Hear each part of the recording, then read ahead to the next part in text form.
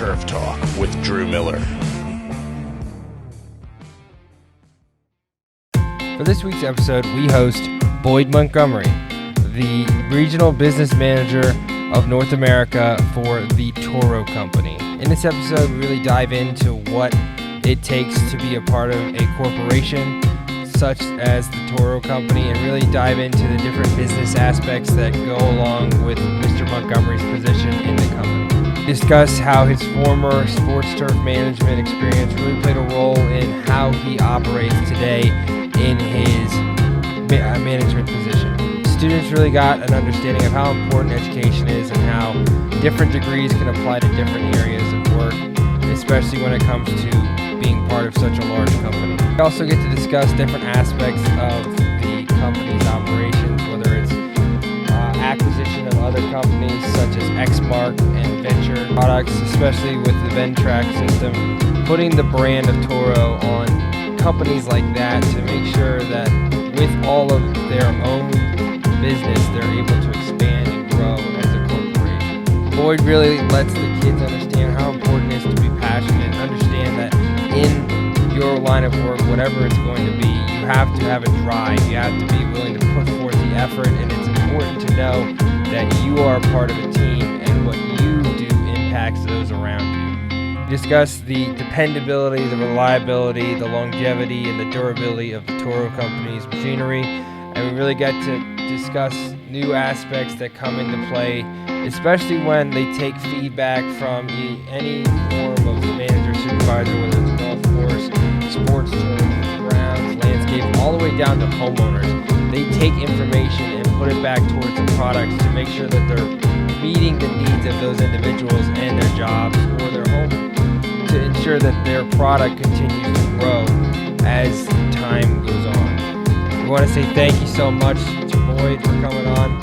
You were an awesome help. You helped the kids understand a new aspect of the industry that they're not usually exposed to in our classroom. So again, I can't say thank you enough. I hope you have a great rest of your year, that you're safe and healthy. Everyone, please enjoy this episode of Tiger Turf Talk. Good afternoon, everybody. Welcome to the 8th episode of Tiger Turf Talk. I'm your host, Drew Miller, with your co-host, Rylan Harris. We have an awesome guest on today, Mr. Boyd Montgomery of the Toro Company. How you doing today? Doing great. Thanks for having me. Thank you for coming on. We really appreciate your time. So I want to start off with, we met through a mutual sports turf manager, Jody Gill at the time. And he was the president of the STMA board. And I was sort of curious because you served on the same board. Where did you sort of get the idea to volunteer for such a important organization when it comes to the company, the Toro Company? So. Yeah, great question. I think a lot of my drive has always been, it's sort of ingrained in me when I was little with my dad and my family. We did a lot of volunteering in the local community and served on a number of boards and things like that, and volunteered our time. And when I got into the industry, I realized real quickly, there's a lot of things you need to know, and you're always going to be in a learning process. And the way that one good way that you can learn is by making connections, making those relationships, and really trying to use your connections as sounding boards to make sure that you're solving the problems that you're facing, maybe at your facilities, or with what you're doing in your business. So I really enjoyed working with the STMA. Is just a great organization. You've got members of STMA that are taking care of high school fields to park and rec fields to college fields, all the way up to the professional level. And all of them to a T. You probably could pick up the phone and call anybody and have a conversation around maybe something that you're dealing with, and they're more than willing to take the time and really help you be a better, better person with trying to help you solve that problem. So I really like that networking. I was, when I was back in Ohio, was one of the co-founders of the local STMA chapter at that time. And really, got that going before I really got involved nationally. And it's just been a great organization to be involved with. So you mentioned you were the co-founder. With being the co-founder, what type of responsibilities come with that? It's interesting because I guess I look at association volunteering as well as probably your drive in your careers as you got to have passion. You got to have that passion to really want to make a difference. And I think that again, it's something that I've always sort of searched for. And when we kicked off the Ohio STMA, it was you really were doing a lot of everything. You're not only putting together the mailers and mailing out the dues and doing all those aspects, but you were trying to organize all the events and those type of things. The great thing, again, around the sports turf industry that I've really enjoyed is generally, if you reach out to somebody, they're willing to step up and help you, volunteer to make sure it's a success. So you wear a lot of hats, especially when you're getting things off the ground. You wear a ton of hats to try to make sure that it's successful. But if you've got it sort of positioned where you need it to be in that industry, it's going to be successful. So obviously you work with sports turf managers now. You yourself were a sports turf manager at one point in your career. Could you sort of just give us the background of your career from where you started and to where you are now with the Toro company? Sure. It's sort of an interesting journey because I was actually, as you can tell probably from my background in my office here, I have a lot of memorabilia, and originally started out as a sports card memorabilia business, and had that in Ohio for a number of years, traveling across the U.S., doing card shows and that.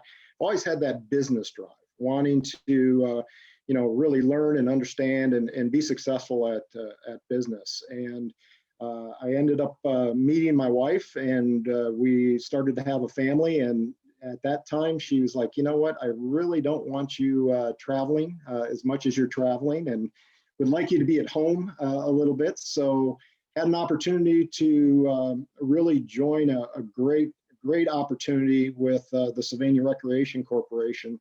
And my boss at that time, Ken Catafias, and I really came in and started to sort of strategize how we could make the rec district, our facilities that we provide, sort of top of the class in the community and in the state. And it was a great learning experience.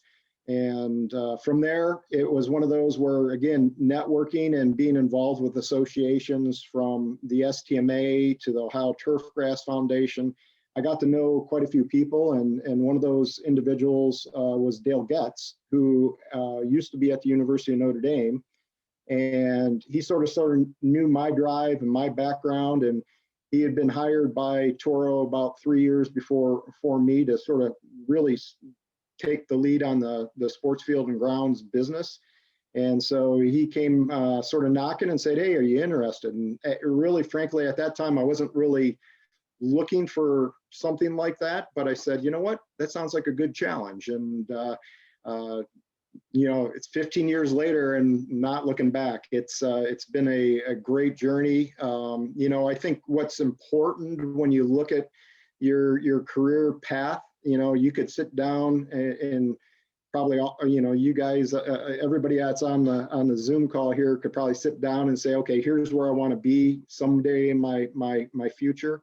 I would just encourage you keep those paths open, because you never know. You could be have an opportunity that comes in front of you. And I can tell you, when I was considering going to join Toro, first off, not having really any true sales training or business training, it was a scary thought. I'm taking my family, I'm moving them up to Minnesota, and I better be serious about this, or else I'm going to be in trouble. And if you approach it with the right attitude, and you take that sort of, I want to continually challenge myself to learn and really grow, I think you're going to be successful. You're going to have those successful opportunities that will be presented to you. So you're talking about challenging yourself, and I noticed with your college experience, you have a few degrees. Yep. Could you sort of explain what happened in the process of going from each degree and what your decision was behind them? Obviously, you sort of shifted from the sports turf, which I believe you have an associate's in turf grass management, correct? Yep. Yep. And then shifted towards the business, and you have an MBA. Yes. Yep. All right. Could you just sort of Yep. explain the idea behind that, and Yeah, what you did for absolutely. it? So, and again, I think it becomes, as you get older in your career, you, of course, maturity and everything else, you start to understand that life is about being a lifelong learner. And I would say probably when I was back in high school, or back in college early on, it was more of, what can I do to get done and get on with life? And really, that's not how it works. It's really, you need to approach it with, what am I going to continue to challenge and learn as I go on. So I did, I do have an associate's in turf grass, and got that back in Ohio. And actually, after I got that, and I was in my turf side of my career at that time, I actually started teaching at that school, and teaching some of the turf grass classes and teaching some of the irrigation classes. So again, still learning and growing in that sense. When I got the opportunity at the Toro company, one of the things that sort of slowed the process down was, Toro being a big corporation, they sort of have, their mold that they're looking for. And one of the things that sort of the threshold to get over the hump is, you need to have, a bachelor's degree, and or be in a certain discipline, and have that. Well, I didn't. So it sort of slowed the process for a little while, but I lucked out. They hired me, and I remember sitting in Dale's office shortly after I was hired, and I said, since that was such a big hurdle for the company to swallow, I'm gonna go back. I'm gonna get my business degree, and I'm gonna go back and I'm gonna get my MBA, and then they can't say I don't have those educational notches that you need to have. And frankly, it was a great learning experience, because at that point, and I sort of looked at it too, when I got my turf education, it was being able to study and then see it in application out as I was taking care of the turf and doing certain things out on the facilities. It was the same thing with the business degree. Going back and getting my bachelor's and then getting my MBA in business, I was learning about concepts and different things that we look at in business, and was able to take that and then apply that to what I was doing with the Toro company at that time. So it was a really good learning experience for me as I went through that. But yeah, it's interesting because I have three kids of my own, and they've all gone through and sort of gotten their degrees, and each of them have gotten a little bit different. My son's more of he's more heavy diesel equipment, where my daughter is a nurse and my other daughter is a teacher. So they were more formal education, where my son was more of a technical education. And coming right out of college, I would say what my son went to school with now, and sort of the age that he's at, there's not a lot of people doing that anymore. And so there's a lot of opportunity and growth there. And he got very lucky out of college to find a great job with a Caterpillar distributor. And my daughters, that's the nurse and the school teacher, they followed the formal path, and they found jobs right out. But they were very surprised at the type of compensation my son was making right out of Diesel techs school. make a lot of money. We have a former student. He's actually has an internship with Caterpillar. So, Yep. definitely a lot of money to be made in diesel tech, Absolutely. So as a student, and seeing that you've gone through all the education that you've been through, as a student, is there anything that you would recommend for us to look for when searching for a degree or trying to apply for a degree? I mentioned it earlier, and I think the big thing that you need to focus on, not necessarily a discipline or that. What is your passion? What really drives you? So when you get up in the morning, you get ready for school, what's your passion that you want to go down? Because I think if you can find that and understand what that drive is, then then your career, then the things you're gonna look at and try to make sure that you have positioned right so you're successful, will fall in place. I think that is critical. And again, I've mentioned it a couple times already. I think getting your head around the thought that school is sort of that, okay, I'm getting the foundation, and now you're going to go out into your career and apply what you learned. And in applying what you learned, you're now going to learn a lot more. You're going to learn a lot more details and probably things that you wouldn't learn in a book. And I think that is that hands-on, the real world experience really helps you hone in on this is really what I want to be doing for my career. So you discussed how you were a superintendent, the right term for Parks and Rec? Actually, the official title was Facilities and Maintenance Director. Director. So. Sorry, I had superintendent, supervisor, director. They're all the same, Yeah. Could you sort of explain with that job what you were managing? Because we haven't really talked to anyone yet about Parks and Rec. How many acres? What type of turf grass you were managing? Your budget, in a sense, that you can tell us about. I don't want to ask for too much, and how you sort of decided on what you allocated where based on the needs of what they have expectation wise. Sure. Yeah, and it's 15 years since I've been there, but I would tell you that when I first started with the rec district, it was a very unique experience. It's what we call, or back in Ohio, it was called a special rec district. So it was sort of a joint effort between the city, the township, and the school boards. And what really was unique about that, at that time when the rec district was formed, we had a lot of, nowadays the political world is just, everybody's trying to tear everybody apart. Back then it was more of a partnership. And those three entities worked together to really make for the community a better recreational experience. And so when I started there, I remember walking into my maintenance facility at that time. It was a pole barn. It was a dirt floor. I opened up the pole barn, and all the equipment had been. It looked like at the end of the season, before I was hired, they just basically drove it into the barn, shut it off, shut the door, and walked away from it. So we had a lot of work. It was wonderful. And so we had a lot of work to do. And it was a great learning experience, because at that time, the rec district had passed a bond to sort of build a large recreational facility called Pacesetter Park.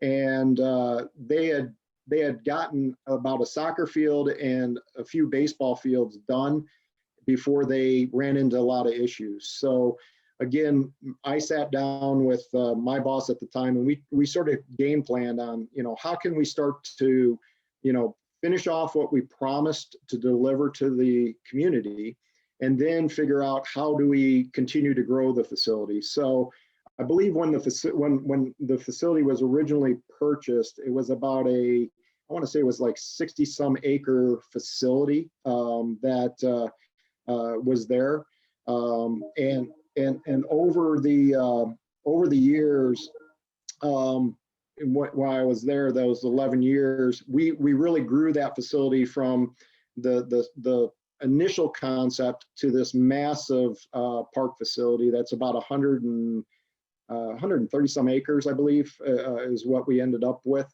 And it was a number of different, athletic abilities there, from soccer to lacrosse to, we played ultimate frisbee. We had the baseball, softball areas there. They ended up putting in a skate park. So the facility grew immensely as we were there, and it was great, because not only did you learn about having to take care of the facility that was already there, but you had a lot of what we did in-house projects. So you got to learn about the construction side of it and doing that. A lot of the irrigation projects we would help out with and work alongside the irrigation contractor with. So we had a great opportunity to learn a lot around that area.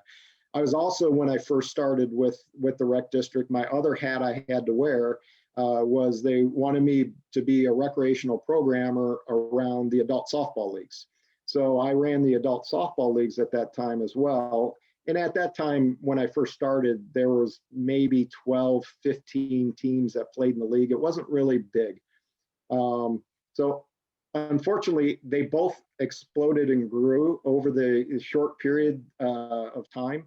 And we had our adult softball leagues approaching, 75 teams, 80 teams, plus we were doing national tournaments and regional tournaments there.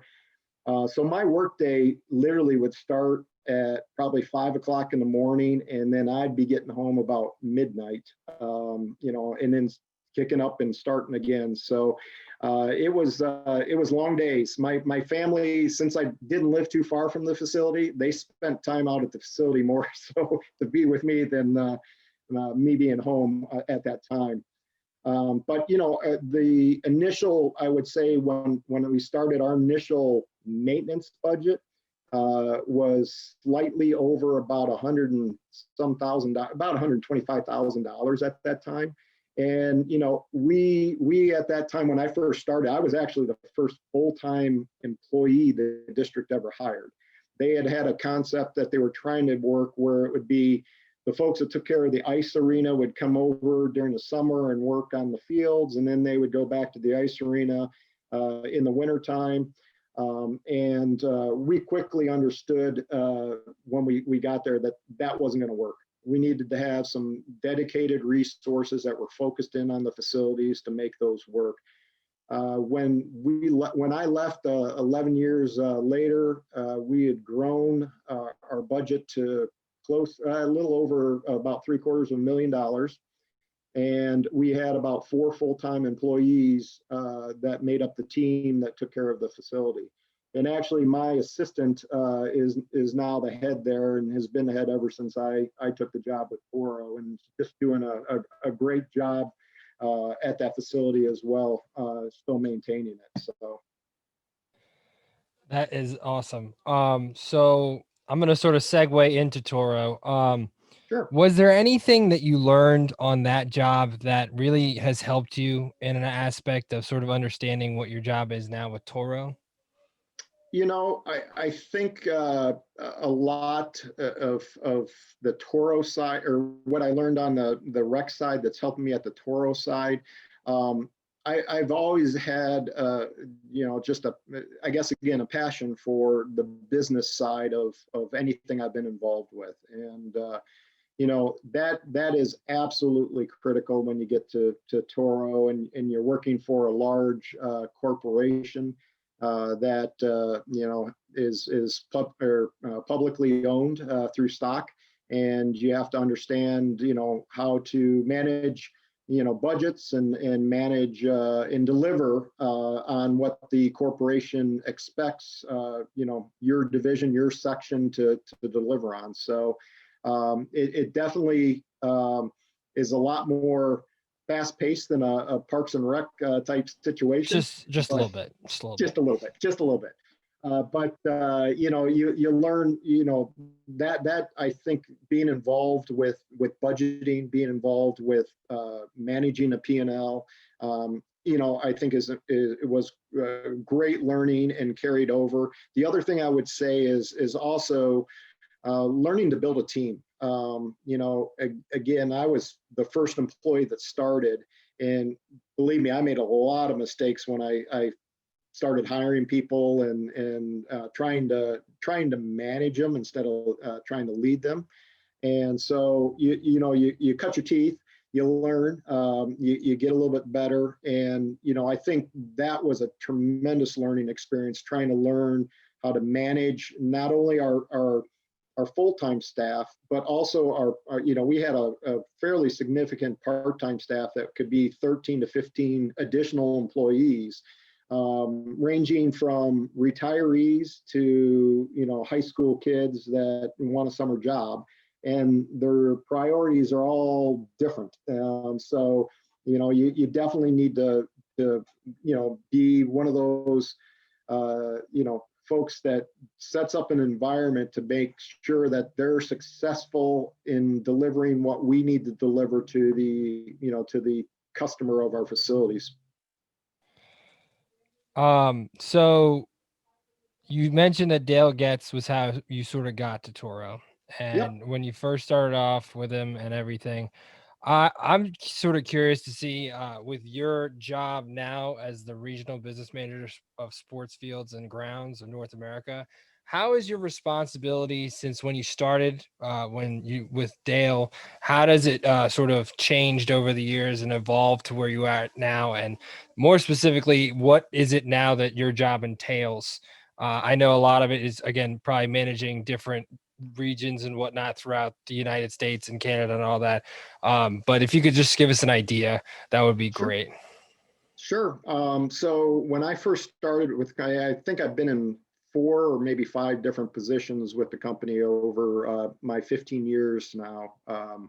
And when I first came on board, I was really hired with Dale to be sort of the sports field and grounds industry expert, I guess you would say. So our sort of charge at that time was not only to drive sales in the grounds business, but was to also try to educate our distributor network, our distributors that are covering the specific territories around the U.S., on how to focus and really understand the grounds business. Because Toro has been in the business for well over 100 years. We've sold to a lot of different customers, but our commercial products side of the business has a very high focus on the golf end of the business, and have done real well on the golf side. And there are some things that sort of transcend over to the ground side, but the grounds business is different, and the equipment needs to be different. And that was something that I think the company realized early on, and that's why they started making these changes. Well before Dale and I were around, but I think they're really starting to understand that the grounds business is a very, very good business to focus on. Very segmented business, because you've got not only, again, you've got Parks and Rec, you got professional, you've got education side of it. There's a very diverse customer base that you're working with. So when I came on, I was the district sales manager for SF&G. I actually got moved into a district sales manager role where I was actually covering both golf and grounds in a territory out west at first. I also covered a central part of the U.S. For them at one time, and then up in the Pacific Northwest for them at one time as a district sales manager, sort of calling on both sides of the business. And then I got moved into a regional business manager's role where we were managing the district sales managers that were covering those territories, still responsible for both golf and grounds business at that time. And then my most recent role now is regional business manager for North America for sports field and grounds, and I've got a team that works with me to cover all the grounds side of the business for North America. So a lot of territory.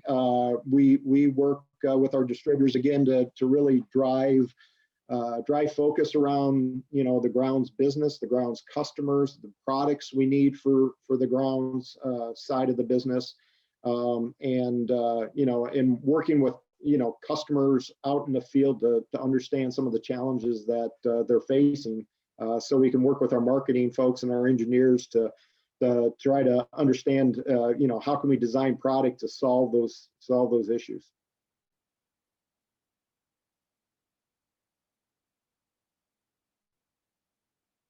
With such a large brand and so many factions in the company, can you give us as students an idea of how large the company operates and creates revenue in all the areas of industry from landscaping to golf? Yep. Yeah. Actually, it's interesting because it is evolved in 15 years that I've been with the company. We continue to expand and grow. So Toro corporate, we have a lot of different divisions internally inside Toro. So example, I reside in the commercial division, which we have a sort of a golf and a grounds focus. We also have an international division that's responsible for both of those sides of the business. We have a residential lawn RLC side of the business that does a lot of the what you would consider contractor side, those type of things, along with our homeowner style business. So the stuff that you see at people mowing their yards with. We have a lot of big relationships with like the Home Depot or Tractor Supply Company that also cover that side. We have an irrigation division that is based out of Riverside that takes and is divided up into golf, then what we call Rescom, which would be where the ground side would fall under as well. And then also the drip irrigation or the ag irrigation. Those are other divisions that we have as well. In the irrigation side of the business, they also have another division that focuses in on the what I would say landscape lighting, the sort of the higher end around the clubhouses or the homes where they want to light their houses up and those type of things. And then we have what I would say are other divisions, but they're outside of sort of the Toro company logo. Would be similar to our acquisition of Venture Products, which is Ventrac. We just purchased them earlier, I believe, this year, and they are part of the Toro company, but they are sort of a standalone outside of sort of the Toro corporate division, our divisions that are inside the building side. Xmark is another product of Toro that we have that would play in the again the RLC, and you'd see some in Parks and Recs and those type of things as well. We also have Boss Plow, which was another acquisition that we did a number of years ago. That a lot of the snow attachments, snow plows, salt machines, all those type of things that are there. We have Ditch Witch, which was a large acquisition that we just did about a year and a half, 2 years ago, maybe. I think time flies when you're having fun. But Ditch Witch, not only it was Charles Machine Works, where Ditch Witch sort of bubbled up under, but Charles Machine Works also had probably 5 different subsidiaries underneath that, like American Augers and those type of things that were focused in on the underground side of the business. So, they laying the fiber optics and those type of products that do those works. We have a division that's called Site Works, which works on a lot of our rental side of our products. So like the Dingo, people are familiar with the Dingo. They have those type of products, also some construction products. They work with rental houses to have some of those high rental type products in there. It's a vast company, and what's nice about that, I think what the executive teams have looked at over the years is, Toro learned a lesson real early in its years. It was really in the 80s, where a lot of our business at that time was really focused in on the residential type homeowner and the snow products, right? The snow blowers. Everybody needed a snow blower when it snowed, and so we learned a real good lesson that the business was proportionately heavy on that residential side of the business, and the corporation at that time, had produced a lot of snow blowers because they figured it was going to be a big snow year, and it didn't snow very much. And so, when you have that, you've got a lot of inventory sitting around there. There's things that start to cause issues. Well, they doubled down thinking, well, it's not going to happen 2 years in a row, and it happened 2 years in a row. It didn't snow very much, and the company almost went bankrupt at one time. And so I think from that lesson and from the leadership that came out of that lesson, that really led us into where we are now, and got us, or I should say, got us positioned to where we are now. They really learned and understood that they have to balance, the portfolio. And so I think, again, looking at at us corporately, you've got a lot of different elements that really go into what makes up the Toro company, and they all sort of play off of each other and can fill some of those voids when maybe it's a down year in residential, but it's an up year in commercial, or maybe it's a up year in construction and a down year in irrigation. So there's a lot of different levers that can be pulled to make sure that we're delivering to the stockholders of the Toro company what their expectations are for the company. So you're mentioning all these companies that you sort of acquired over the years with Ventrac, which again was a machine that a lot of people were skeptical of, and it just came in and just took over sort of for our commercial spaces, in the sense all the attachments and whatnot. An Exmark, the brand of Toro, and this is just my take on it, it's known for being the dependability of it, the durability of it, and the longevity of the brand. Mm-hmm. How do you as a company sort of decide to bring in something like a Ventrac and put the brand on it? How do you go through that process and sort of make those big decisions? Because if later on maybe Ventrac is not living up to the Toro brand, how is it that you play a role in making those decisions, if you know what I mean, just as a company? Great question, and I think you sort of nailed this. I would say this, to separate it out, the Toro brand sort of sort of stays within the Toro commercial, RLC, Site Works, though irrigation, those type of things, and really the venture products, or Ventrac, that is that is sort of a standalone out here. So part of the challenge sometimes with a big corporation is when you do acquire companies, you need to have the right culture that meshes and fits to be successful in a transition, and make sure that you're making it successful for everything.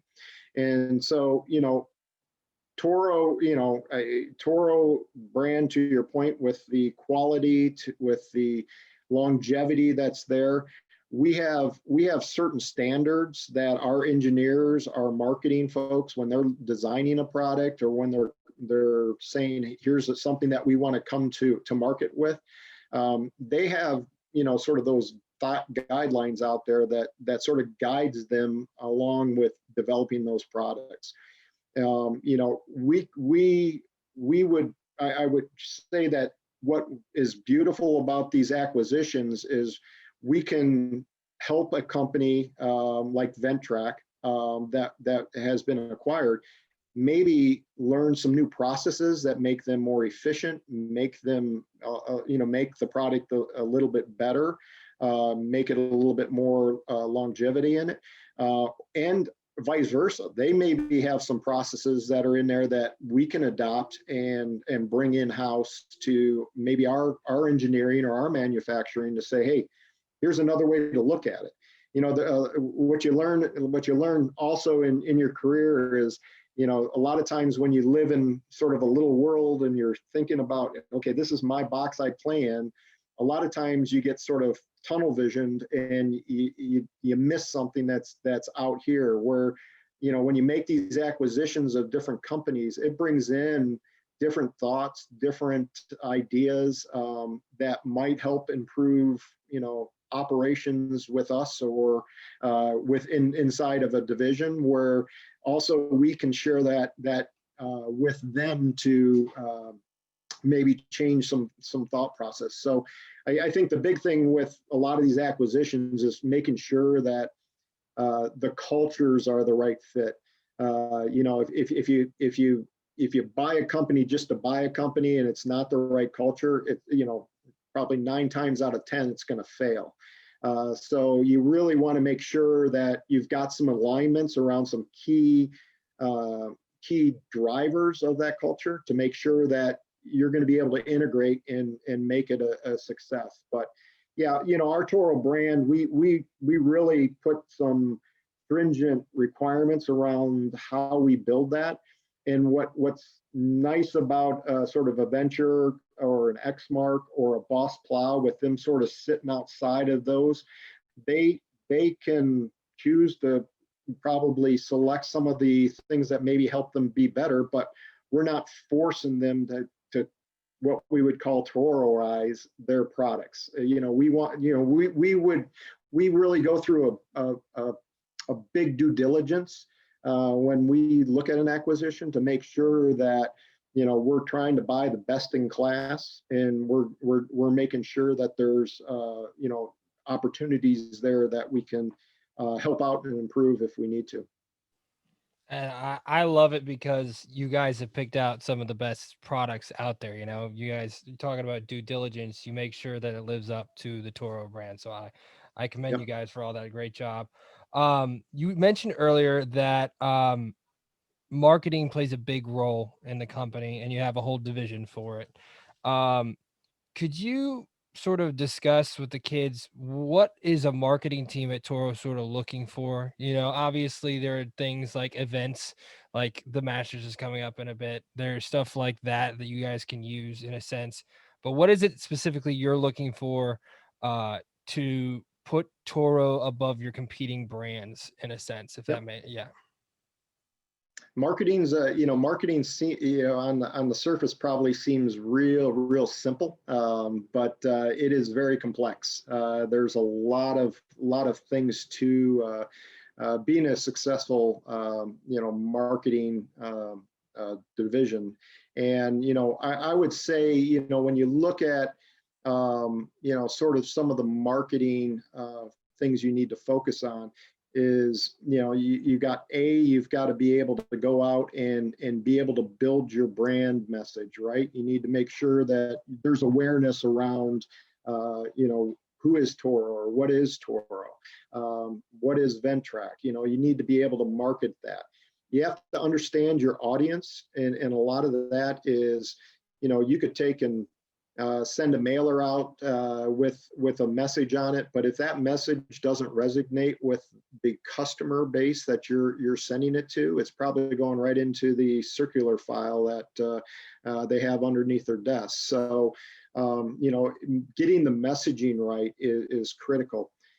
Nowadays, I would say one of the bigger players in marketing is really big data, and it's understanding data trends. What is it telling you in the market? Because marketing really is are not only are they focused in on what do we need to do to help drive the sales side of the business, they also have to understand, hey, we need to know what is that next trend, or what are some of maybe those trends that are happening maybe outside of the industry that are going to influence the way that folks buy their products or folks use their products. And you do that with a lot of voice of customer and trying to really listen in. Some of the better marketing individuals are those that and we do a lot of voice of customer with customers out in the market, and that some of those great marketing individuals are those that will listen to customers, and it's not necessarily sometimes what the customer is saying is their issue. It's some of the underlying stuff underneath there that the marketer is able to peel away and say, this is really what the crux of the issue is, and we've got to figure out how do we design, or how do we make something that solves that issue. So it really is getting I can say, hey, I want to cut my grass short, but maybe there's there's probably some more underlying things that I've got to try to draw out of that person to try to understand why is the need to have it short, in that. So, the marketing folks, they have a tough job, because I'll tell you, we like anything else, you got Toro, and we get calls all the time for folks that, hey, we want to put your logo here, we'll put your logo here, or whatever. And it's brand awareness is great. We need this, and we want to build brand awareness, but we don't have unlimited checkbook either. So it's one of those where you've got to sort of understand what the opportunity is, and really more so today in marketing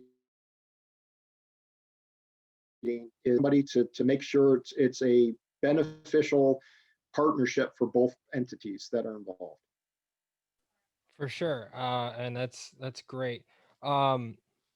You again, I'm keep going back to what you've mentioned. But you mentioned before how sort of you see your equipment from, say, a homeowner all the way up to the grass at when I worked with the Steelers at Heinz Field, we were using Toro mowers.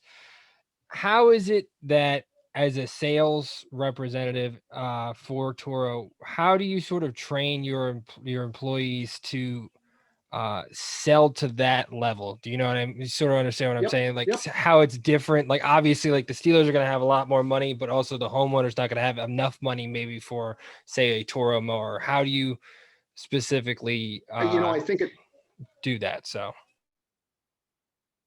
Yep. Yeah. And I think that it's a great question. And again, a lot of that comes down to marketing, to understanding your customer and your customer segment that you're trying to position the product to sell into. So to give you a good example, like on our commercial side of our business, on the sales side, it is more of a relationship type transaction, where I would say, like, for example, my team, I challenge them all the time to take classes on understanding, take turf grass classes, understand the agronomics. When you're out with customers, ask them about some of the challenges that they're facing. And it's really trying to understand, the foundations that, either a golf or a grounds customer is dealing with. Where if you take the homeowner side of the equation, Generally, those are more transactional, right? They're more of, I'm well, the snow's coming off the ground. I've got to go buy a mower. I'm going to go to Home Depot or Tractor Supply or my local Ace, and I'm going to buy a mower. So in those type of situations, it's training what in that they go to market more so towards through dealers. It's training those dealers to understand how to sell to the homeowner. And a lot of times with homeowners, it could be maybe something around, either the ability to have the automatic drive on it, or the bagging, or the easy quick cleans. Nowadays, a lot of the, I would say the residential side as well as the RLC side, you're seeing more green technology coming in, where they're using lithium batteries on that side. So now you have to train not only the dealer to understand how to sell the lithium, you got to educate the homeowner on how that lithium works as well. So, it's really understanding your customer group, and really trying to make sure that you've got your sales personnel aligned with that customer group to make sure they can relate to them. That's a key. If you're going to do business with somebody, you want to do a business with somebody that you feel comfortable with, or and being able to relate to them, and really listen to their problems, and then offer some solutions possibly to their problems. I think that goes a long way to building those relationships. And sort of with that, you were discussing different distributors. Can you sort of explain to the kids how Toro works with a distributor? Because in our area, I believe it's Tesco. Yep. How do you make those relationships, and how do you sort of maintain a good quality relationship with them, especially if the company maybe needs help in the sense of sales and all that, if that makes sense? Yep. So our, on the commercial side where I reside, we go to business through our commercial distributors, and in North America, we've got 26 commercial distributors that are existing. Turf Equipment Supply, Tesco, that's out in your market, is one of ours, and they do a great job. Our sort of charge with them, we work with them on the golf and the grounds business to, again, help them understand the customer, help them understand the segment, and on how they do that. What's great with partners like that, Tesco does an awesome job with understanding that, we're not only here to sell equipment, but we're also here to help our either golf or grounds customers.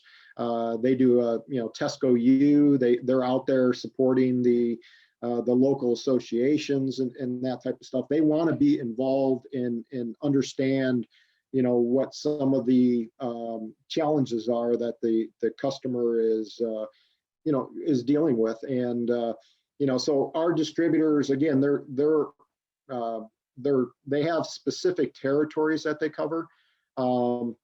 So again, if you go down south from where you're at, Smith Turf and Irrigation is going to be right there where Tesco stops, and they're a little bit different. What's nice about our 26 distributors, they're all independently owned, except for one that is here in Minnesota that we own because we want to have it for doing learning and that of a distributor. But all of our other 25 distributors are all independently owned. So they all have different business drives and business philosophies. But when it boils down to all of it, they're there in that market, and they've generally, most of them have all been in those markets for years and years and years. They're there to help that customer be successful in what they're doing, either on, again, the golf side or the ground side of the business.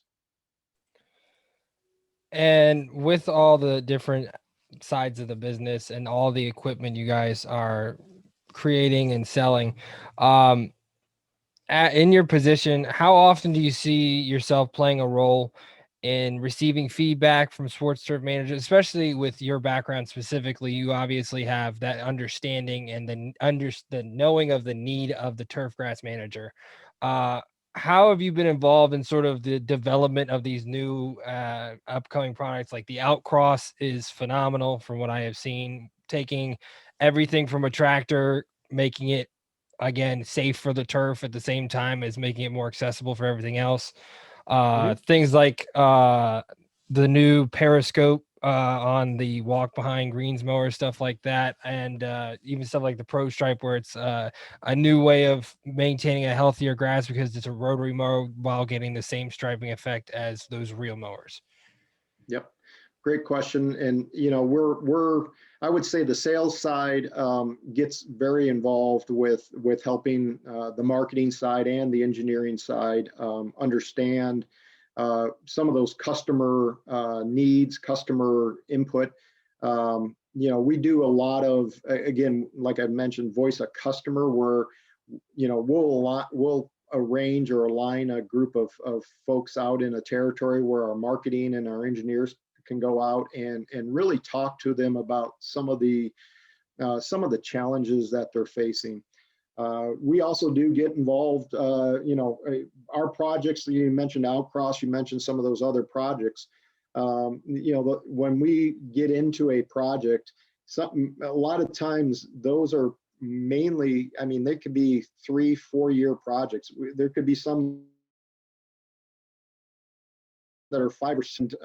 Generally, there's a project team that's put together with input of, from sales and marketing, with those engineers and sourcing and everybody else. So, we try to, I look at it with my team. I try to get all my guys involved with ongoing projects that we have, just so they can, again, to your point, bring the voice of the customer into the project, so we're making sure we're designing the right things for the customers.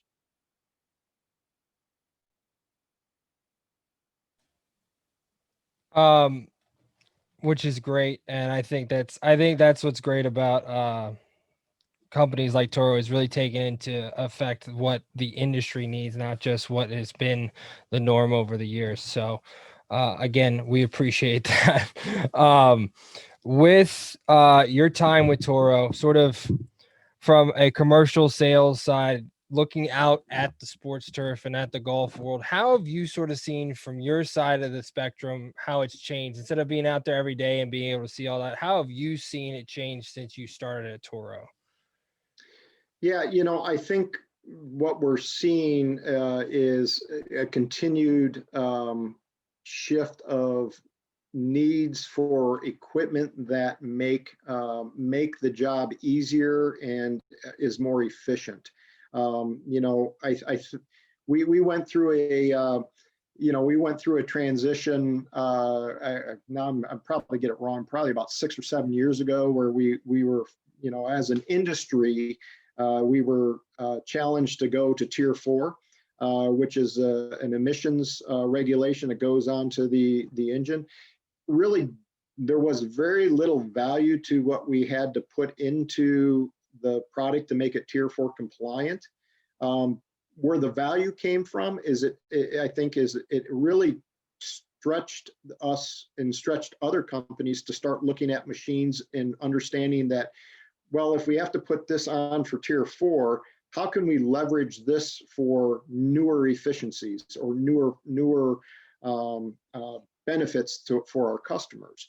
And you're seeing that in a lot of equipment now that they're starting to come out, and they're more smart equipment, similar to like your cars, where your cars have all the sort of behind the scenes. They can tell you all the diagnostics that go on and all that kind of stuff. It's trying to understand that into the turf market. And you're seeing that also start to bring in some of the talk around autonomous mowers, in how is that gonna fit in as we go.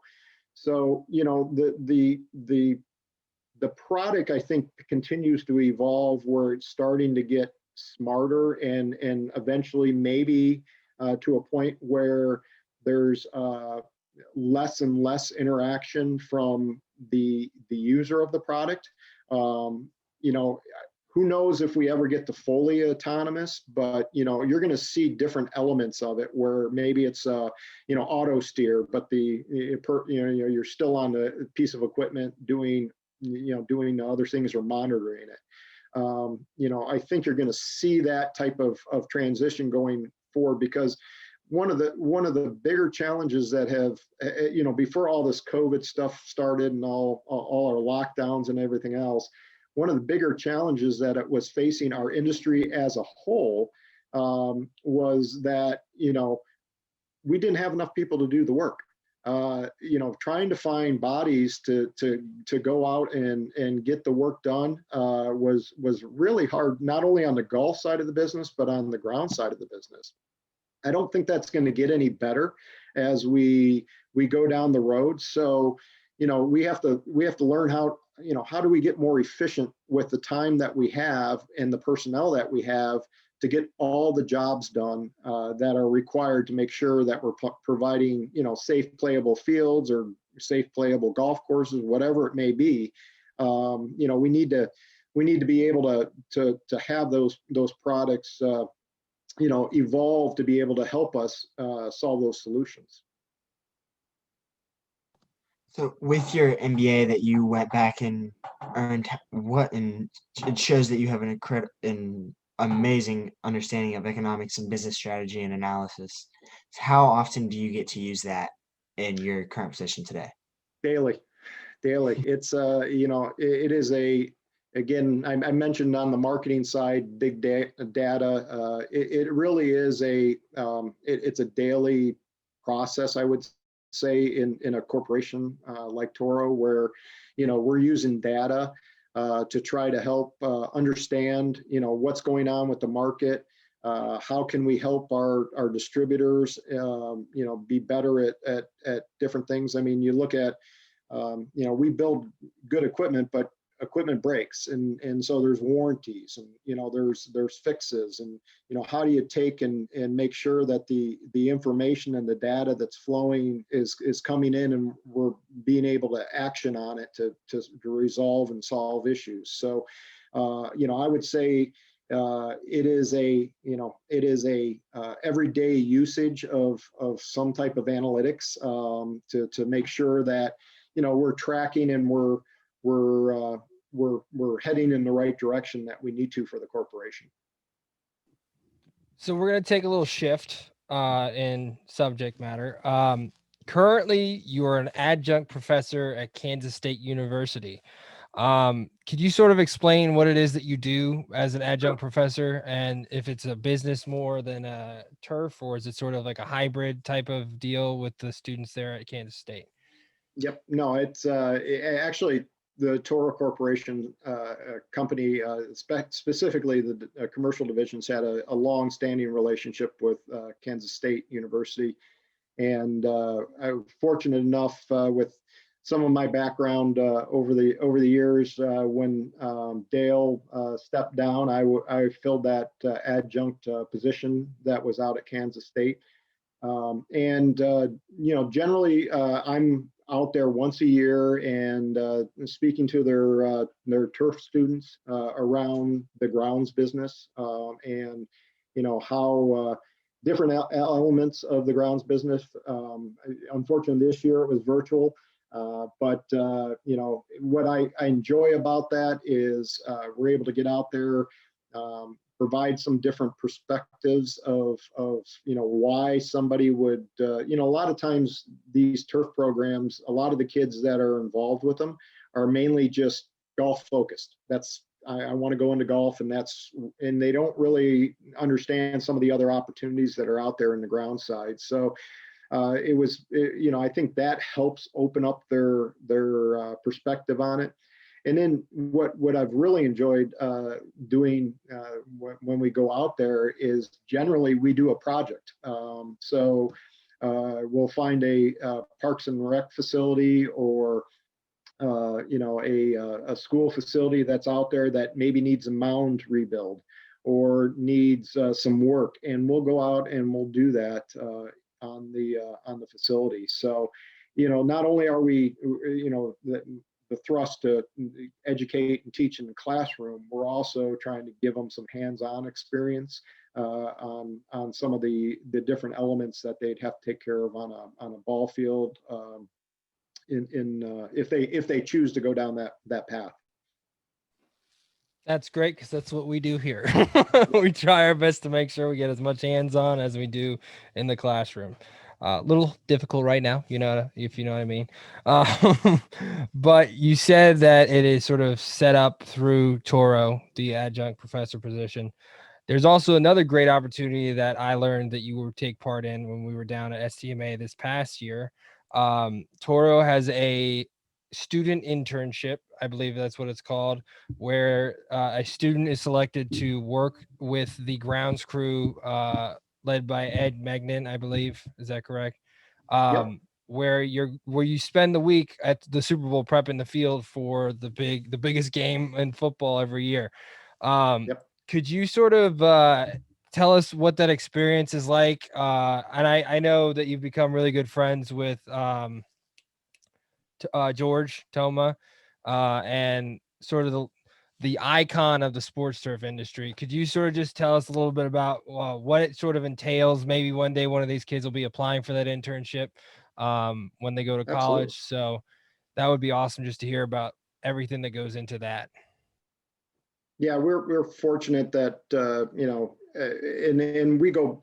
I would say the relationship goes back years, actually to Doc Watson, who was a Toro employee, and I think was the first person to be a degree in agriculture or agronomy, I would say. And just he was with our company, and he formed a relationship early on with George, and really has helped a number of folks in the industry as he grew with the Toro company.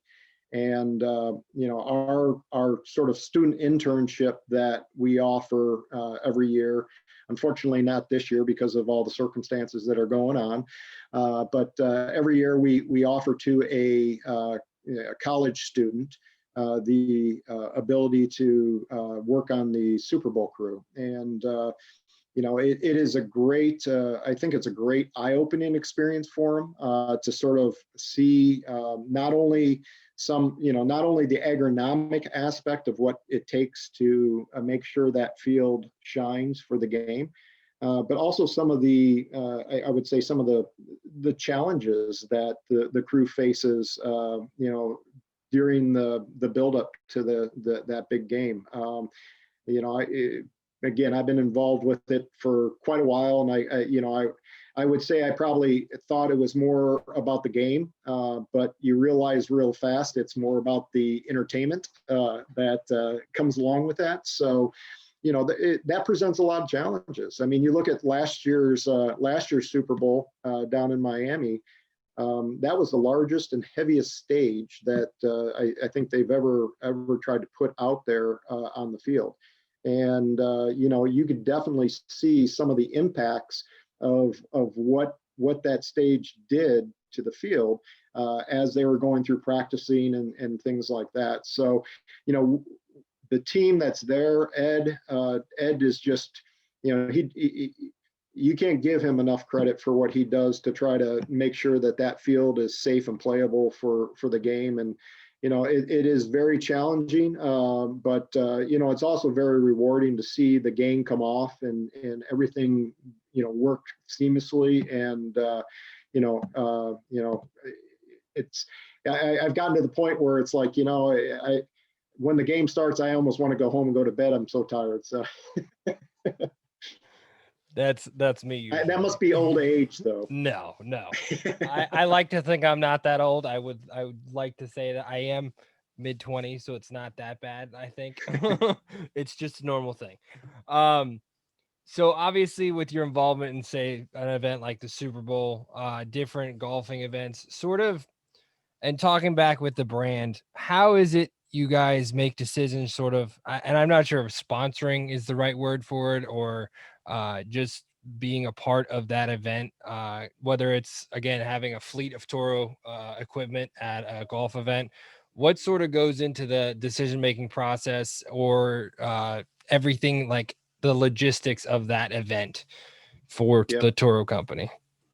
Yeah, I've been, I guess I would say, with the number of hats that I've worn over the short time that I've been with the company, and I say short time, I mean 15 years might sound like a long time to everybody, but actually we have a retirement party tomorrow for one of our marketing individuals that's been with the company over 40 years. So, so Congratulations to them. it's amazing the longevity of marketing engineers and that works with the company, and it sort of speaks to the culture. But in my short time, I've been fortunate that not only have I been able to experience events like the Super Bowl, but I've also been involved with U.S. Opens and some of these major golf events as well. And the logistics that go behind those events, we look at those.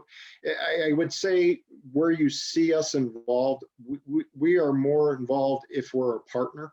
And that's what we want to do, because we want to make sure that those events go off seamlessly.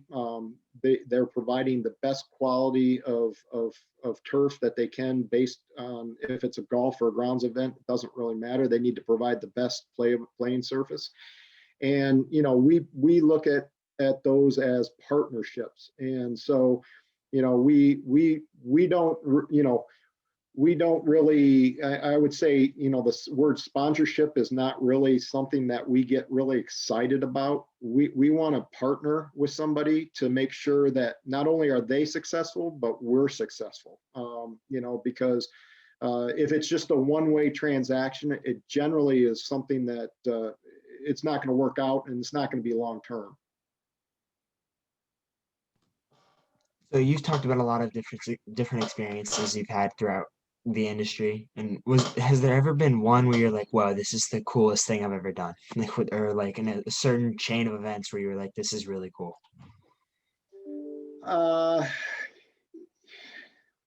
One event that I've been involved with, gosh, it's hard to nail that down. I think one of the neat events that I really enjoyed and experienced, I would say, would be when the Pro Bowl and the Super Bowl were together down in Arizona, and Pro Bowl was played a week before the Super Bowl was, and sort of being able to see, how, because that, again, that a lot of different moving parts go into that both events, and being able to sort of see how that type of a system, and when I say system, I'm referring to Arizona's field and the track and the sliding, how that really should be the way that stadiums are built. It just is the ability to be able to maintain that field and at least give it a fighting chance to survive through some of the activities that you're going to be putting onto it, and the way they designed it.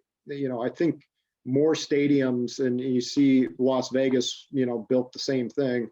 I wish we could get all of them to be like that, because then it gives, the challenge, I think, is no stadium today or probably down the road will ever be built for just a single event. They're more entertainment type of events. And, this gives you that flexibility to not only to provide a great playing surface for your tenants that are going to come in and play, but also be able to maximize the usage of that facility for other events, if it be, trade shows or whatever else goes on in there, conferences. I mean, you got a lot of different things that you could do with it. I couldn't agree more with the way the stadium should be built. Especially, I don't know if you saw the NFL Player Association president has called out the NFL on artificial turf. So, and Yeah. I think Vegas did it best, because if they're going to host football games where they don't want them on their natural playing surface, and say it's a high school game or something, they do have that artificial turf underneath everything. So definitely Yep. a great stadium being built out there. Um, with everything, as a sort of the leader of a group, could you sort of explain what your style of leadership in the business side of things is most effective for your team and getting the best out of them while producing producing value for Toro as a whole? Yep. Yeah, and I think I think it really comes down to looking at your, I've got a team I work with, and I tell them routinely, I've been fortunate with the team to be able to hire all three of them within the last 2 years, which I tell them routinely that if I hired three of the same type of people, I probably did the company not the right thing. So each of them bring a different element of success, I think, to us, because as a team working together, we're able to sort of, work off of each other and make sure that we're solving the issues that we need to do and delivering what we need to do to the company. Um, you know, I hear horror stories still out there today of folks that they manage more with authority than just being somebody that understands their team and understands some of their strengths and sort of positions them in the right position to be successful. One of the things I've enjoyed with Toro is we have a very robust um, sort of leadership training that they put you through, and the employees have to take the that initiative on and be willing to want to do that. But like with all my guys that I've hired, I've had them go through and do strength finders to sort of understand, what are some of your strengths, and where do you fit in as a team. And if you can position your team in the right areas, some guys might not be the sharpest at math, but you have another team player that really gets that. Well, you're probably not going to give the assignment that says, here, take this data set and try to find out the trend on it, to the person that has problems with the math side. You're gonna take the strength with the gentleman that knows that and give it to him and let him run with it. So it's understanding sort of those dynamics of your team and really working with that to do it. I think the other thing too, especially in a corporation, it's all about being accountable to your actions as well. When you say you're going to do something, when you're asked for something, you want to be responsive. It's holding yourself accountable to make sure that you're delivering on those expectations. And I try to make sure that my guys know that's a high expectation on mine. I want my guys to be accountable and make sure that they're being responsive, not only to our distributors and that, but also to our customers if our customers need something. That's I mean, it's perfect, really. Uh, moving all the different parts to make sure that everything's working well together. Um, Now it's a little bit off the wall type of question. On your on your social media pages, you post a lot of different. I don't know if concepts the right word, but different inspirational ideas behind going to work and understanding that you need passion and that you're responsible for what comes out of what you put into it. And really just overall having a driving force to have a positive work ethic in the workplace and in life, really. Mhm. Could you sort of explain how these posts and everything, how important it is to live by this for the kids, just sort of have an idea of Yeah, the importance yeah. of it? It's interesting because I started that out of just sort of again I'm one of those where I'm pretty dedicated to, the sort of some of the routines I get. You can sort of see behind me, I've got my workout equipment here, and that's a daily routine. And one of my daily routines was always, trying to get up and make sure that, if you're looking at, I guess it's like anything else, garbage in, garbage out. But if you're looking at positive in, positive out, you start to really train your mind and hopefully be focused on a better results. So, a lot of those inspirations, I'm 4 o'clock in the morning, just sort of going through some of my feeds I have and pulling ones that I find and saying, hey, this is something that I want to be reminded of, and posting it out there. And it's I use it for myself. I get a lot of folks coming back with comments or side chatting me saying, hey, thanks for that. That's great. I'm glad that it helps get other people started in the morning. But it's sort of my way of getting started in the morning and trying to just make sure, I've got the right mindset and I'm going to go after the day the right way when you go. To your point, I think it's just so critical to make sure that you approach things, in the right way. And, you have the passion. You're making sure that you're, delivering what you say you're going to do, and that you're, that you're trying to make sure that you're making it a little bit better, making yourself a little bit better every day. It's sort of that constant learner mentality that you want to make sure that you're improving every day. Not that you're successful every day, but you want to make sure you're approaching that hey, I'm going to try to make it better. Yeah, I maybe had a bad day yesterday. I'm going to make it way better today. That's awesome. It's definitely something I want the kids to hear. So thank you for that. We're going to wrap it up. We kind of do this with every single guest. Is there any words of advice past what you've already given, obviously? Any last words of advice for, say, a high school student that may be entering the world here in a year or two, whether it's turf related or not, just sort of going out there and living their life the right way? I would say, keep your options always open. Approach things with an open mind, and really, really enjoy life. Life's short. I mean, I can remember back again when I was younger. I thought, oh gosh, that's a long ways off. Believe me, time flies. You can see I have no hair left.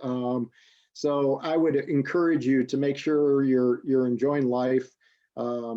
Family is they're so important. Make sure that you're staying connected and you're connected to your family. Friends are good, but family is key. And make sure you're staying connected. In that, and to your point, I'll end on passion. Passion, you got to have passion in what you do. I feel sorry for the folks that, go to work every day that just hate what they're doing. You just want them to try to find something that lights that fire that they get excited about and would be successful at. So find that passion inside you and go after it. And there'll be a lot of people in the world that say you're not going to be successful at what you're doing. But if you believe in what you're doing and you think you have full confidence that you can do it, then get it done. Have that passion and get it done. So we're going to open it up to questions. And I do have one that I want to introduce you to, Franco Allegro. He's the student I told you about who's looking to become an engineer for turf equipment. He's looking to go to Texas A&M for a double major, maybe a single major. And he sort of is trying to figure all that out for turf and in engineering. So Franco, what's your question, bud? What's your process for product testing, and how closely do engineers work with the product testers? So it is very complex. I will tell you that. I would tell you what we put a product through in testing, it's mind blowing compared to what you think we're doing. It's different products depending on the product. There's engine testing, of course, that you need to test from. We don't build engines, so we'll get an engine in, and it'll have to go on the dyno. It'll have to go through all the specifications, and it'll have to meet our threshold to be able to say, yes, this is what we're going to put into a product. We have systems that our engineers use to be able to design, let's say, frames for products, and then be able to put it into stress loads to be able to say, if we put that weldment here and we put this amount of stress on that piece of arm, where's the break point? And does that fall within the parameters of what we're trying to design on the product on that side of it? We also have a testing chamber. We have a number of testing chambers at our headquarters, ranging from where we'll put a product in and we'll take the temperature up to 100, 110 and run it at full bore and see where the failures happen. We'll take it also into a cool chamber and run it down to minus 20, 30 below and see what some of those test results are. There's also some chambers that we test with that there's real strict guidelines on what can shoot out of a mower through its discharge chute. And we have a room where we'll put cardboard around and put some BBs as the mower is running and sort of see where that height level is of that discharge. And it has to be below a certain point with a number of hits to say, yes, we're okay with the way that's designed. So, there's all kinds of testing. And I would say our engineers are we have test engineers and we have the engineers that design the products, and they work hand in hand, because a lot of times the way it was way back when is they design a prototype, they do the testing on it, then they'd have to make some changes and do that. I think nowadays what you're seeing is with technology, we're able to 3D print product, things and say, okay, let's test this.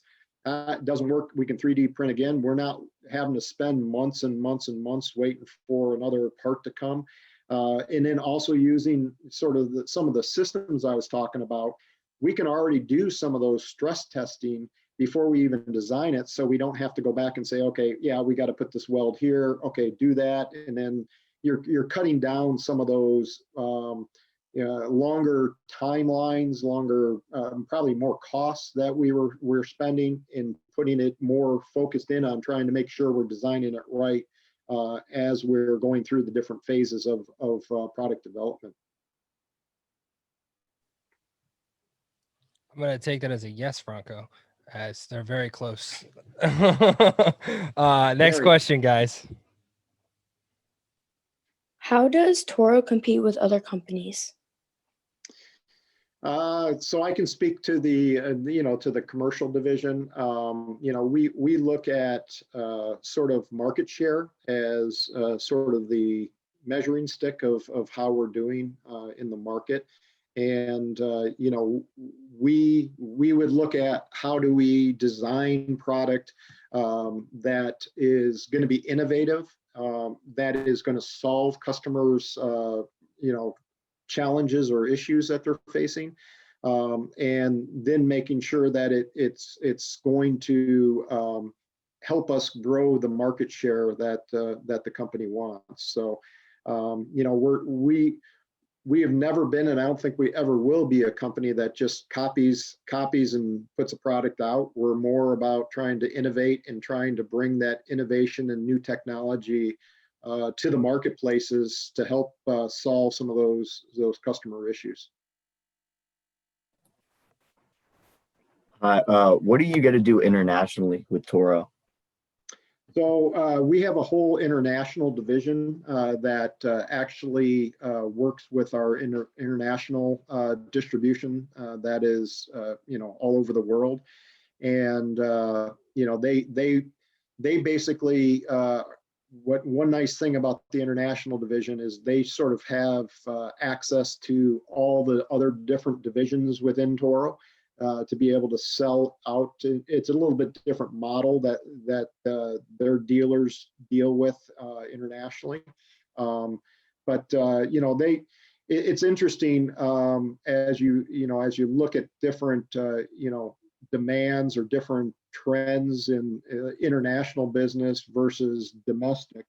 And some of them you can see where it starts international, and then it sort of a couple years later you start to see it come over here to domestic, and now domestic people want to have this solution to be able to help solve. So while we have a different division, we do work very closely with them to try to understand some of the demands. Our actually commercial product marketing managers, we changed a number of years ago. We changed them from being really domestically focused on product design to being globally focused on product design. Thank you. Yep. Any more questions, Good question. guys?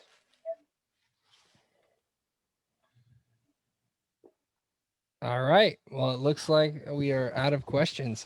I want to take a moment and thank you so much for coming on. This was awesome. So much stuff to learn from, so many new ideas, especially not having a real big business side to our program in the sense of understanding all these different layers in the company. So I really just want to thank you so much for coming on. I hope you had a good time. I know we all did. Absolutely.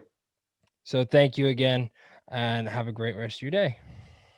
Well, thank you guys. I appreciate the time. And, if you ever have any questions, Drew, you got my contact information. You could feel free to share it. Be glad to help answer questions as they come up or anything that you might think of down the road. Again, thanks for the time. I always enjoy these type of things.